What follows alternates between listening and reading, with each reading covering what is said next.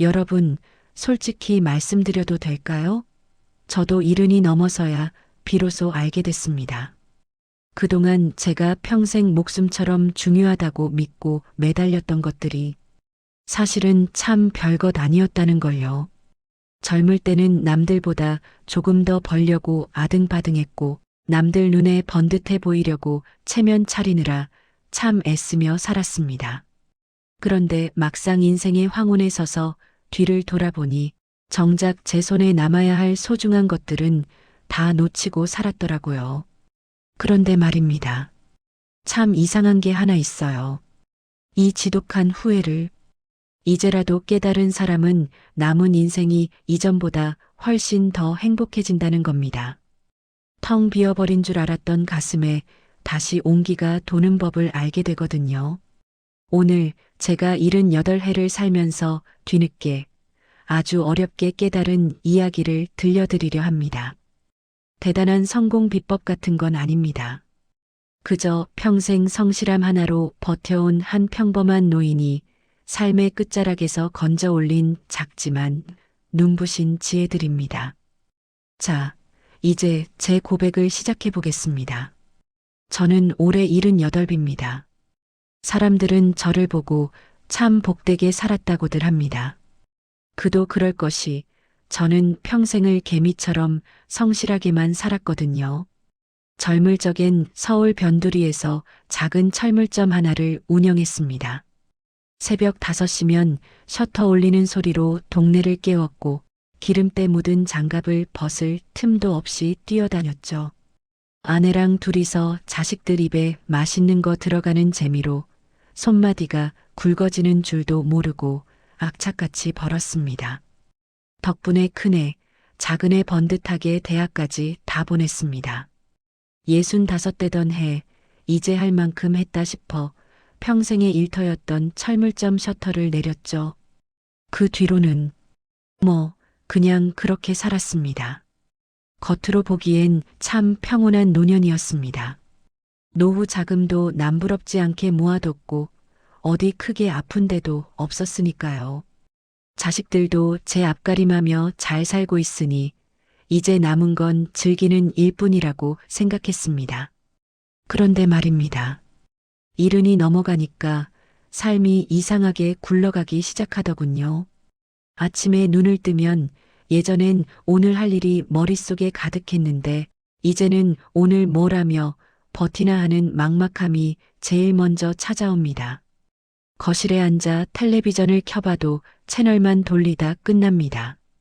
화면 속 사람들은 저렇게 시끄럽게 웃고 떠드는데 내 방 안엔 정막만 흐르죠. 지루함을 이기려 공원에 나가 벤치에 앉아 있어 봐도 스쳐 지나가는 사람들의 활기가 오히려 제 마음을 더 깎아먹었습니다. 가끔 친구들을 만나도 예전 같지 않아요.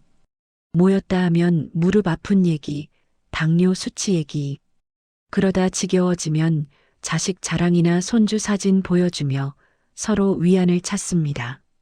결국 했던 얘기 또 하고 들었던 얘기 또 듣다가 씁쓸하게 헤어지는 게 전부였죠. 가장 견디기 힘든 건 집으로 돌아온 뒤였습니다. 50년을 한 이불 덮고 산 아내인데 어느 순간부터 할 말이 없더라고요. 밥 먹었냐, 비 온다더라. 그런 건조한 대화 몇 마디가 끝입니다. 한 집 아래 있으면서도 서로 다른 방에 들어가 각자의 텔레비전 소리에 파묻혀 시간을 보냅니다. 벽 하나를 사이에 두고 흐르는 이 무거운 침묵을 견디다 보면 가슴 한구석이 텅 빈 것처럼 시려옵니다. 이게 내가 그토록 고생하며 바라던 노년의 모습이었나? 거울 속의 낯선 노인을 보며 그런 질문이 자꾸만 입가에 맴돌았습니다. 75살 되던 해 꽃샘 추위가 채 가시지 않은 이른 봄이었습니다. 정기 검진을 받으러 오랜만에 대학병원을 찾았습니다. 젊은 의사는 차트를 한참 들여다보더니 아주 밝은 표정으로 저를 보며 말하더군요. 어르신, 관리 정말 잘하셨네요. 심장도 튼튼하시고 혈관도 깨끗합니다. 이 정도면 100세까지는 너끈히 사시겠는걸요? 그 말은 축복이어야 했습니다. 남들은 오래 살고 싶어 안달이라는데 그 순간 제 머릿속은 하얗게 변하며 멍해졌습니다. 기쁨보다는 서늘한 공포가 발끝부터 올라오더군요. 100세까지요? 아직도 25년이나 더 산다고요? 지금 당장 하루 24시간도 길고 지루해서 어쩔 줄을 모르겠는데 그런 날을 9,000일 넘게 더 버텨야 한다는 소리로 들렸습니다. 남은 인생이 보너스가 아니라 끝이 보이지 않는 긴 터널처럼 느껴진 겁니다. 그날 밤 결국 잠 한숨 자지 못하고 천장만 바라봤습니다. 이대로 25년을 더 산다면 나는 과연 살아있는 것일까? 아니면 그냥 숨만 쉬고 있는 것일까? 어둠 속에서 무섭도록 선명한 깨달음이 왔습니다. 이대로는 안 되겠다. 뭔가 내 삶의 뿌리부터 바꿔야 한다는 절박함이었죠. 하지만 뭘 어떻게 바꿔야 할지 막막했습니다. 며칠을 시금전폐하고 끙끙 앓으며 고민하던 중 문득 안개 속에서 등불 하나가 켜지듯 한 사람이 떠올랐습니다. 20년 전 시장통에서 같이 가게를 하며 형님 동생하던 최 사장님이었습니다. 사업이 힘들어지며 연락이 끊겼지만 그분은 늘 삶을 대하는 태도가 남달랐던 분이었죠. 이제 80이 훌쩍 넘으셨을 텐데 그분은 이 긴 시간을 어떻게 견디고 계실까 궁금해졌습니다. 떨리는 손으로 옛날 수첩을 뒤져 먼지 쌓인 번호를 눌렀습니다. 신호음이 몇 번 울리고 들려온 목소리는 제 예상과 전혀 달랐습니다. 힘없고 가라앉은 노인의 목소리가 아니라 놀랍도록 맑고 활기찬 기운이 서려 있었죠. 이창호 씨, 이게 도대체 몇 년 만입니까? 허허, 아직 내 번호를 안 지우고 있었구먼. 잘 지냈어요? 반가운 목소리를 듣자마자 울컥하는 마음을 누르며 저는 솔직하게 털어놓았습니다.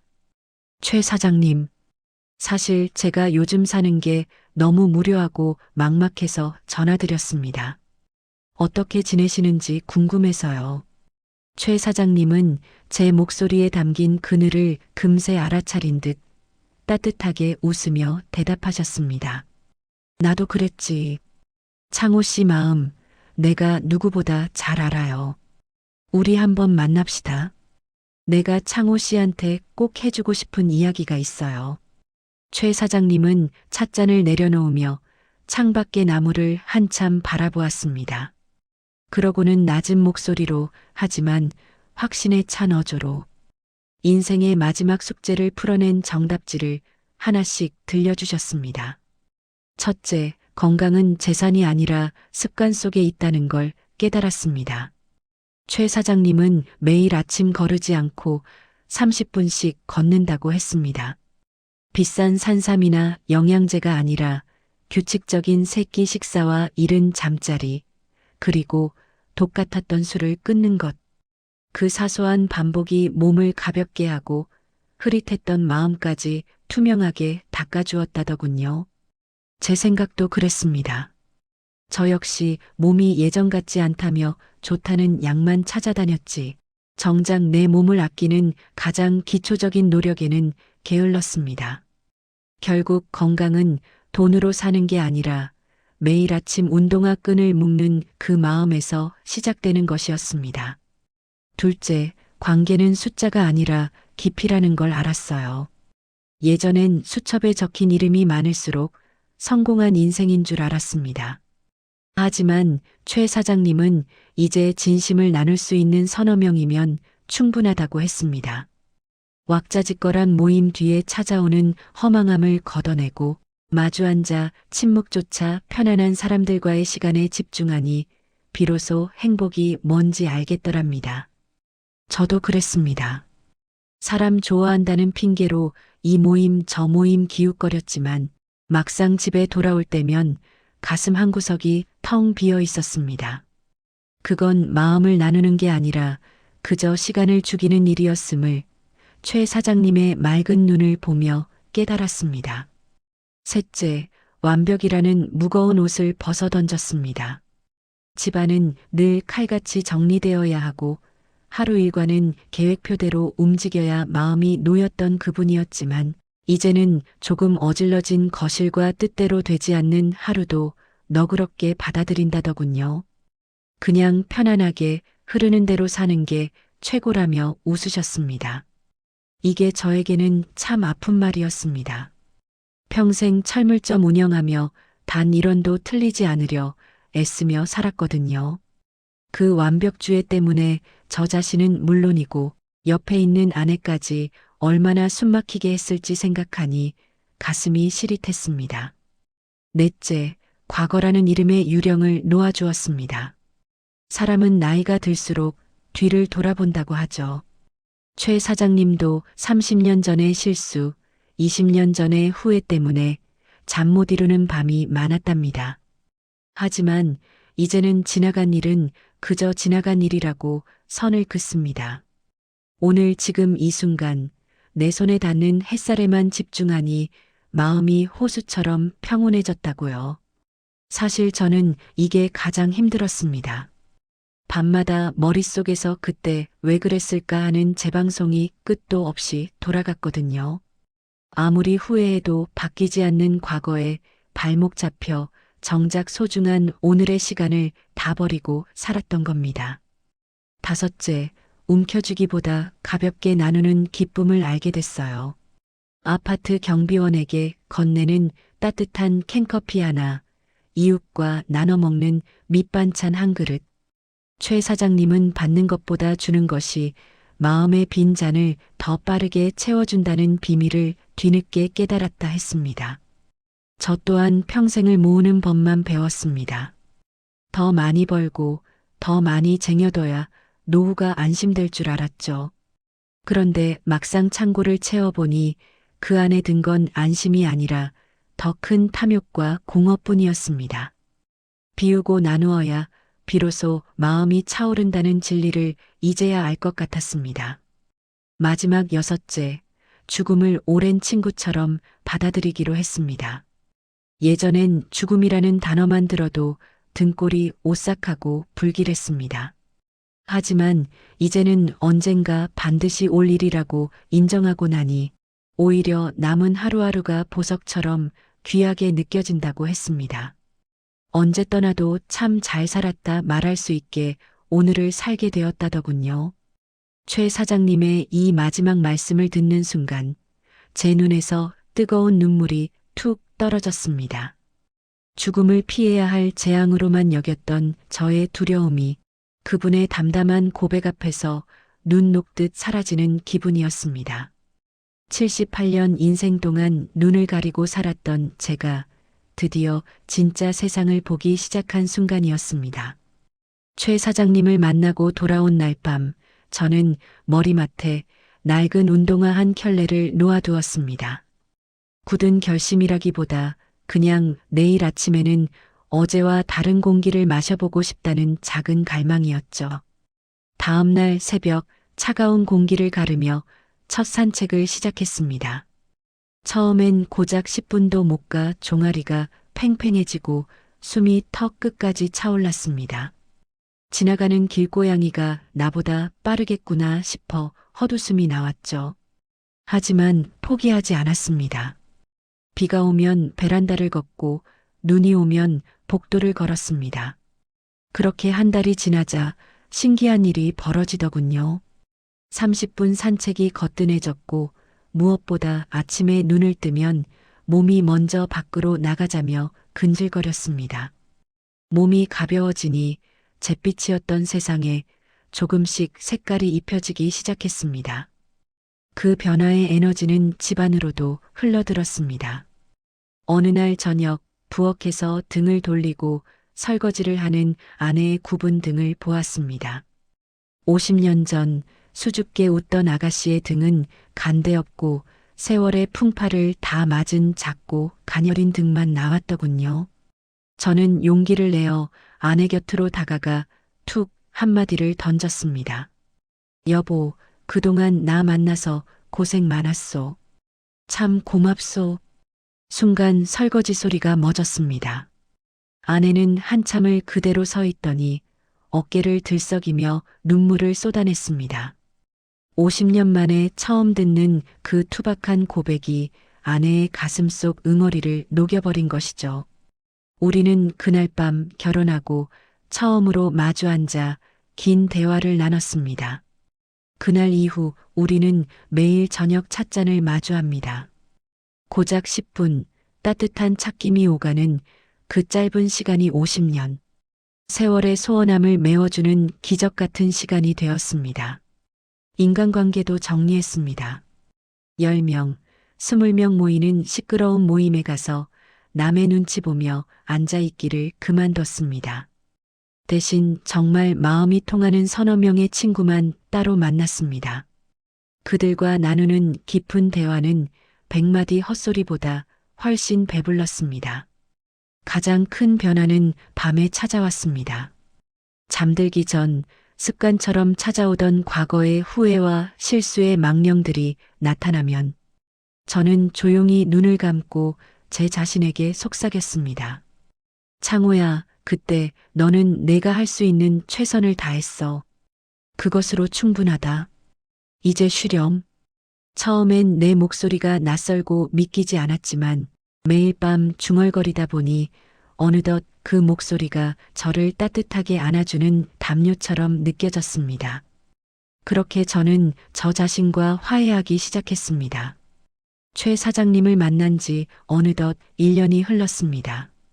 누군가 제 삶을 들여다본다면 변한 게 하나도 없네라고 말할지도 모릅니다.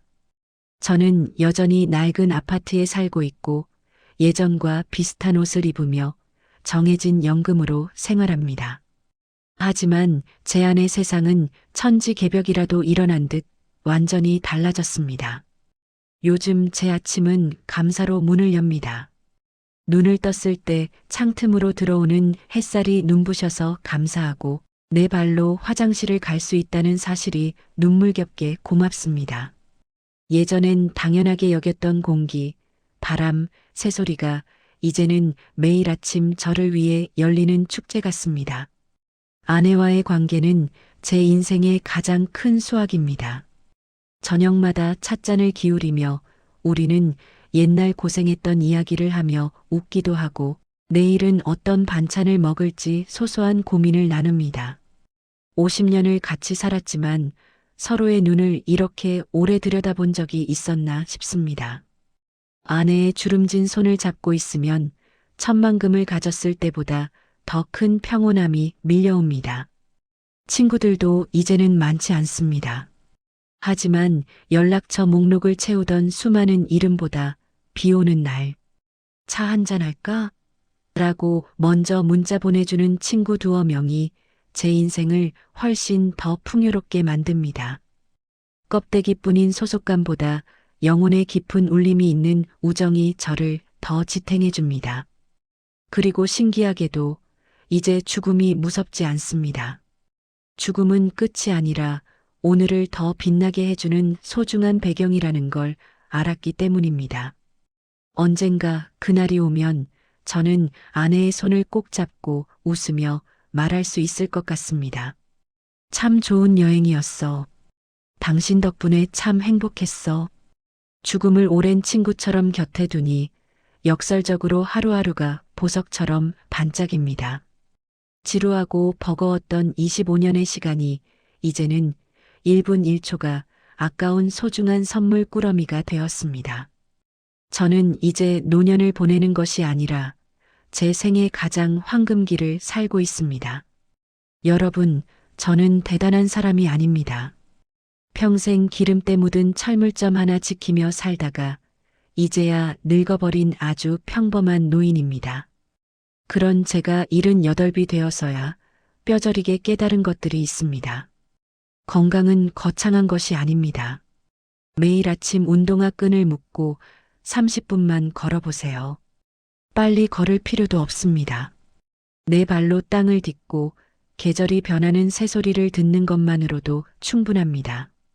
친구는 많을 필요가 없습니다. 마음에도 없는 사람들과 웃으며 시간을 낭비하지 마세요. 진심을 나눌 수 있는 서너 명이면 인생은 차고 넘칩니다. 완벽해지려고 자신을 볶지 마세요. 이제 그럴 나이 지났습니다. 집이 조금 어질러지면 어떻습니까? 계획대로 안 되면 또 어떻습니까? 일은 넘어서까지 스스로를 괴롭히며 살기엔 우리 남은 시간이 너무 아깝습니다. 과거는 이제 그만 놓아주세요. 30년 전의 실수, 10년 전의 후회. 아무리 되씹어봐도 절대 안 바뀝니다. 그냥 그때 나는 최선을 다했어라고 말하며 자신을 꼭 안아주세요. 당신은 충분히 잘 살아왔습니다. 작은 것을 나누며 사세요. 거창한 기부가 아니어도 좋습니다. 이웃에게 건네는 따뜻한 반찬 한 그릇, 경비원분께 드리는 커피 한 잔이 당신의 텅 빈 마음을 가장 빠르게 채워줄 겁니다. 마지막으로 죽음을 두려워하지 마세요. 언젠가 갈 길임을 인정하면 역설적으로 지금 내 눈앞의 찻잔과 아내의 웃음이 보석처럼 빛나기 시작할 겁니다. 여러분, 너무 늦었다고 생각하지 마세요.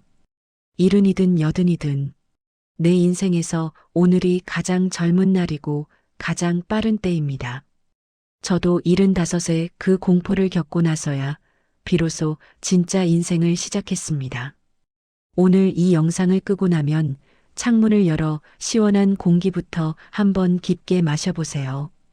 그리고 곁에 있는 사람 혹은 생각나는 사람에게 전화 한 통 걸어보세요. 요즘 어떻게 지내? 그 한마디가 변화의 시작입니다. 내일 아침에는 딱 30분만 걸어보세요. 저녁에는 가족과 마주 앉아 10분만 차를 마셔보세요. 그 10분이 쌓이면 지루했던 노년이 축복으로 바뀝니다. 100세까지 산다는 말이 예전엔 재앙처럼 들렸습니다. 남은 25년을 어떻게 버티나 싶어 잠을 설쳤지요. 하지만 지금은 다릅니다. 이 귀한 25년 동안 아내와 더 많은 차를 마시고 더 많은 노을을 보고 더 많이 감사하며 살 수 있어서 참으로 고맙습니다. 여러분도 그렇게 사셨으면 좋겠습니다. 남은 시간 억지로 버티는 시간이 아니라 진짜 살아있음을 느끼는 시간으로 채우시길 바랍니다. 지금 이 순간부터 시작하십시오. 작은 것부터 하나씩요. 1년 뒤 여러분의 마음은 지금과 완전히 달라져 있을 겁니다. 그 평온한 날을 제가 진심으로 응원하겠습니다. 긴 이야기 들어주셔서 고맙습니다.